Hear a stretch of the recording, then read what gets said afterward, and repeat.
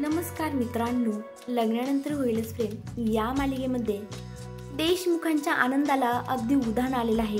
इतके मस्त आनंदात ते दिवाळी सेलिब्रेट करत आहेत म्हणून काय सांगू मित्रांनो। खरंच त्यांची दिवाळी पाहून आपल्याही तोंडाला पाणी सुटेल। इतका सुंदर फराळ नंदिनी आणि जीवा मिळून करत आहेत। बापरे, जीवा हा त्याच्या लाडक्या पार्थ दादासाठी चकल्या बनवत आहे। मित्रांनो, भावाभावांमधलं प्रेम खरंच आता कमीच व्हायला लागले, पण यांच्या भावांमधलं प्रेम पाहून ना डोळ्यात पाणीच येतं। जीवाचं आणि पार्थचं नातं इतकं वेगळं आहे आणि इतकं सुंदर आहे, इतकं छान आहे। बापरे, खरंच किती भाऊ म्हणजे किती जीव लावतात ना एकमेकांना। खरंच प्रेम असावं भावांमध्ये तर जीवा आणि पार्थ सारखं। तर आता नंदिनी आणि जीवा मिळून पार्थसाठी चकल्या बनवत आहे। जीवा इतक्या सुंदर चकल्या बनवतोय की बापरे, पार्थलाही आता भान राहिलेलं नाही, तोही चकल्या खाण्यात अगदी व्यस्त झालेला आहे। तिकडे काव्या मॅडम स्टूलवर चढून आकाशकंदील लावण्याचं काम करत आहेत, पण स्टूल इतका हलका काळजाचा म्हणायचा की ती बिचारी घसरून पडणार।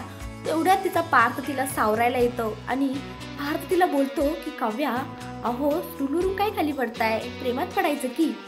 आता म्हणजे तो त्याला तुम्हाला तर माहिती, त्याला चिडवायची भारीच हौस। काव्या ऐकते, बोलते काय हो देशमुख, काय बोलला? तेव्हा पार्थ बोलतो काय नाही हो, तुम्ही अशा कस काय खाली पडता प्रत्येक वेळेस। तेव्हा काव्या बोलते ठीक आहे, मी प्रत्येक वेळेस पडते, पण तुम्ही सावरायला कस काय येतो प्रत्येक वेळेस? तेव्हा पार्थ बोलतो अहो डेस्टिनीने जणू काय मला तुमच्यासाठीच पाठवलंय।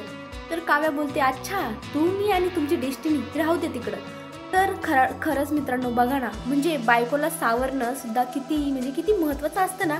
आणि नवरा प्रत्येक वेळेस बायकोला सावरायला येतो म्हणजे किती आनंदाची आणि आश्चर्याची गोष्ट दोन्ही म्हणावं लागेल। कारण जेव्हा काव्या संकटात सापडली तेव्हा पार्थ अगदी देवासारखा धावून आला तिच्या मदतीला। तर मित्रांनो, आता इतकी सुंदर आनंदात दिवाळी सेलिब्रेट करतायत बापरे सगळेच जण। इकडे आता पार्थलाही हौस आलेली आहे, जीवा चकल्या बनवतोय, त्यालाही आता हौस आलेली आहे त्याच्या लाडक्या मांजरीसाठी दिवाळी बनवायची, फराळ बनवायची। तर तो आता जीवाला बोलतो की मलाही मदत करणार आहे, मला माझ्या लाडक्या मांजरीसाठी काहीतरी बनवायचंय। तर जीवा बोलतो ठीक आहे, मी तुला मदत करतो ना दादा, चल आपण दोघे मिळून करू।